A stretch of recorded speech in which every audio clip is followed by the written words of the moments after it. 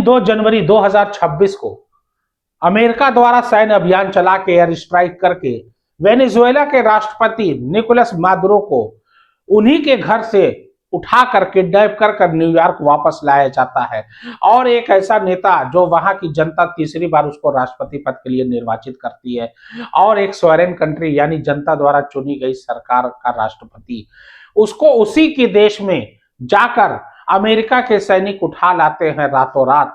और लोग कार्रवाई तक नहीं कर पाते हैं और उसको उठाकर उस पर जो है घोर यातनाएं की जाती हैं और यातनाएं देकर उसको बाकायदा हाथ में बेड़ी बांधकर अमेरिका वापस लाया जाता है। और कहा जाता है कि निकोलस मादुरो जो है कोकीन की सप्लाई करता था और करप्शन इतना ज्यादा बढ़ गया था वेनेजुएला में कि वहां पर जनता परेशान हो चुकी थी और मादुरो को हटाने की हर संभव कोशिश कर रही थी। क्या ये बिल्कुल सत्य है? क्या ये सही बात है? जवाब होगा नहीं, क्योंकि वेनेजुएला के पास तेल का भंडार है और तेल इतना है कि कई साल तक लोग उसको चला सकते हैं, यानी अरबों जो है गैलन जो है यानी बैरल जो है तेल वहां पर मौजूद है, स्टोर है इस समय। बस वेनेजुएला का तेल थोड़ा सा गाढ़ा होता है और गाढ़ा होने की वजह से मोबिल वगैरह में तो काम आएगा ही, गाढ़ा होने की वजह से वो उसमें अशुद्धियां ज्यादा होती है और उसको शुद्ध करने में थोड़ा वक्त लगता है और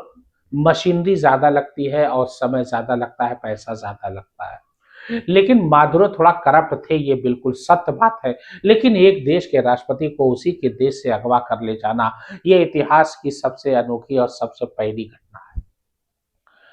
क्या डोनाल्ड ट्रंप यूएन से पूछे थे? क्या सीनेट में कांग्रेस के जो वहां पर पार्लियामेंट होती है, जैसे इंडिया में लोकसभा राज्यसभा होती है, वहां पर जब तक बिल पास नहीं होगा, जब तक फाइल पास नहीं होगी, साइन नहीं होगी राष्ट्रपति, तब तक जो है उसको मान्य नहीं किया जाएगा। ठीक उसी प्रकार से अमेरिका भी एक लोकतांत्रिक देश है और America one of the oldest democratic country in the world है और वहां पर बाकायदा सीनेट की मंजूरी और वहां पर पार्लियामेंट के सदस्यों की मंजूरी लेना बहुत जरूरी है। लेकिन डोनाल्ड ट्रंप ने इसकी जरूरत नहीं समझी और यूएन के नियमों को भी दरकिनार करते हुए उन्होंने वेनेजुएला पर एयर स्ट्राइक कर दी और कहा यह गया कि मादुरो जो है वहां की जनता को परेशान कर रहे थे, लोगों पर अत्याचार कर रहे थे, ड्रग्स का धंधा कर रहे थे। बाकायदा वेनेजुएला से होते हुए कोलंबिया, क्यूबा और मैक्सिको से होते हुए अमेरिका आता था और अमेरिका में हमारे नौजवान खराब हो रहे थे, ऐसा डोनाल्ड प्रशासन का कहना है। क्या एक देश के राष्ट्रपति को इस तरीके से उठा लेना यह संवैधानिक प्रक्रिया है? क्या यह सही है? बिल्कुल गलत है। एक इंसान जो सरकार चला रहा है और वो जनता द्वारा चुना गया है और उसको उठा लेना और उसको उठाकर उसको इस तरीके से बुरे हाल में उसको वापस अमेरिका लेकर जाना, ये बहुत ही अमानवीय अत्याचार है। अब यहां पर एक प्रश्न ये उठता है कि अमेरिका ने ऐसा किया क्यों? तो यहां पर आइए मैं आपको दोस्तों बताता हूं कि अमेरिका जो है उसके ऊपर इतना कर्जा हो चुका है कि अगर वहां की जीडीपी से तुलना की जाए तो जीडीपी से भी ज्यादा वहां पर अमेरिका के लोगों पर, अमेरिका देश पर कर्जा हो गया है और अमेरिका इन कर्जों को चुकाने के लिए वो तरह तरह के हथकंडे अपना रहा है, हर छोटे देश पर आक्रमण कर रहा है और वहां आक्रमण करके उनको चेतावनी दे रहा है, तरह तरह का टैरिफ लगा रहा है, 50%, 30%, 40%, ताकि अमेरिका में जो सामान इंपोर्ट हो वो महंगा बिके और लोग ले ना, तो वहां की निजी कंपनियों को फायदा होगा। टैरिफ लगाने से अमेरिका अगर किसी देश पर टैरिफ लगाता है तो अमेरिका की निजी कंपनियों को तो फायदा होता है, लेकिन जिस देश पर टैरिफ लगाता है उस देश की जो कंपनियां होती हैं, सामान अमेरिका में एक्सपोर्ट करती हैं, उनका सामान नहीं बिकता क्योंकि इतना टैरिफ हो जाता है। उसके बाद उसकी कीमत अलग, अगर दोनों को जोड़ा जाए तो सामान का दाम आसमान छूता है। इस वजह से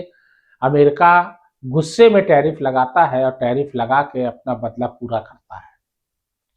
ये 2020 से ये कवायद चल रही थी। 2020 में डोनाल्ड ट्रंप बाकायदा एक सेना के ऑपरेशन के लिए तैयार करते हैं लोगों को और बोलते हैं कि तुम्हें वेनेजुएला जाना है और वेनेजुएला में वहां के राष्ट्रपति निकोलस मादुरो को उठाना है। तो एक बाकायदा गुप्त तरीके से एक पूरी टीम गठित की जाती है और लगभग 200 जेट तैयार किए जाते हैं, लेकिन 2020 में कोरोना आने की वजह से ये डिले हो जाता है। और वहाँ का पर्यावरण ऐसा है, मौसम ऐसा है कि वहाँ पर ठंडी बहुत ज़्यादा पड़ती है, मौसम में क्लाइमेट में चेंजिंग बहुत तेज़ी से होती है, जिस वजह से इसको समय-समय पर टालते चले गए और टालते-टालते 2026 आ गया।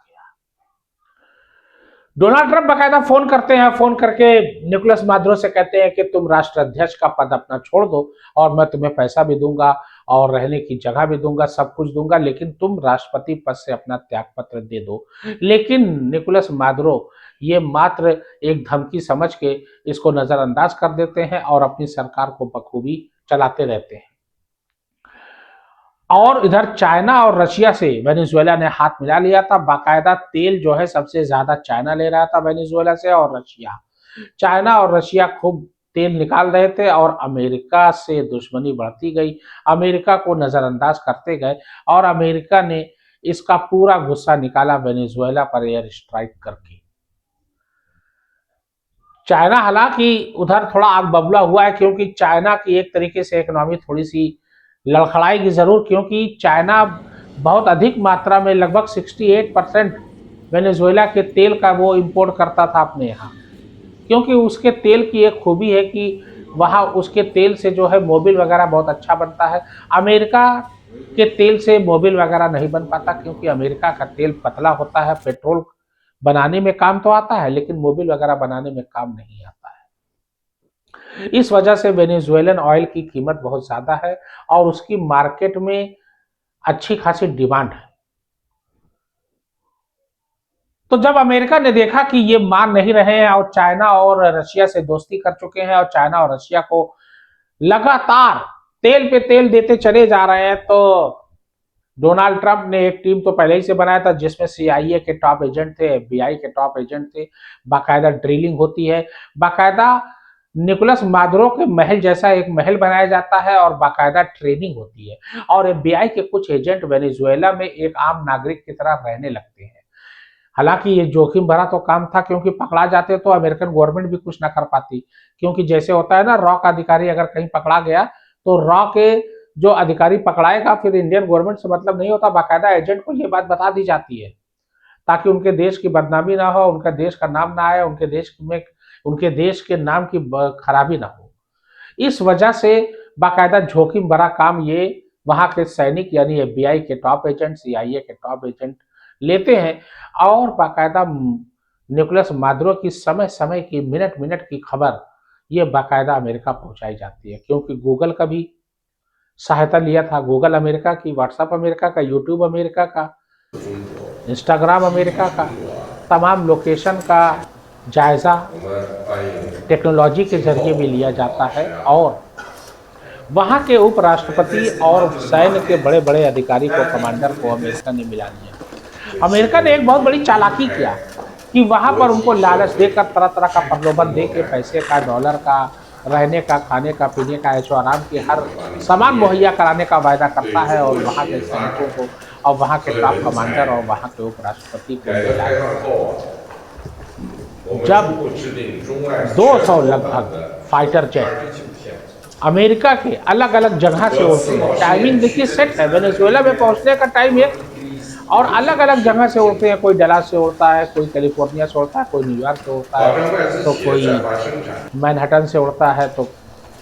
कोई वाशिंगटन DC से उड़ता है, कोई पेंटागन से उड़ता है, अलग अलग जगहों से लोग उड़ते हैं, लेकिन टाइमिंग बता दिया जाता है कि इसी समय वेनेजुएला पहुंचना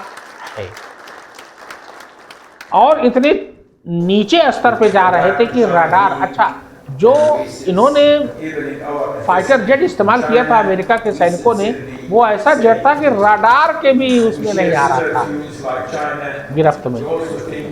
रडार भी काम करना बंद कर दिया था और उसके बाद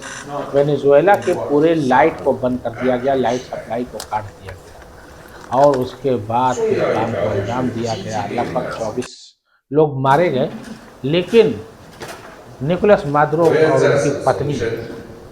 जो सो रही थी, दोनों लोग एक कमरे में, सिल्विया फ्लोरेस, दोनों को उठाया गया और जेट के जरिए न्यूयॉर्क लाया गया और उसके बाद अमेरिका चेतावनी देता है कोलंबिया को, क्यूबा को और ईरान को और मेक्सिको को। मेक्सिको को तो उसने तो अल्टीमेटम दिया है कि तुरंत से तुरंत ये जो हेरोइन की तस्करी हो रही है, जो ड्रग्स की तस्करी हो रही है, इसको बंद कर दो, नहीं तो मेक्सिको सजा भुगतने के लिए तैयार है। ये कहना है अमेरिका के राष्ट्रपति डोनाल्ड ट्रंप का। अब देखना है आगे की रणनीति क्या होती है। क्या दुनिया तीसरे वर्णवार की ओर तो नहीं वो मुड़ रही है? क्या तीसरा वर्णवार जल्दी होगा? क्या तीसरे वर्णवार की सुगबुगाहट तो ये नहीं है? ये तो भविष्य के गप में है, लेकिन हाल फिलहाल जिस प्रकार से स्थिति बनी हुई है, उस स्थिति को देखते हुए ऐसा प्रतीत होता है कि कहीं न कहीं ये शुरुआत तीसरे वर्णवार की हो चुकी है।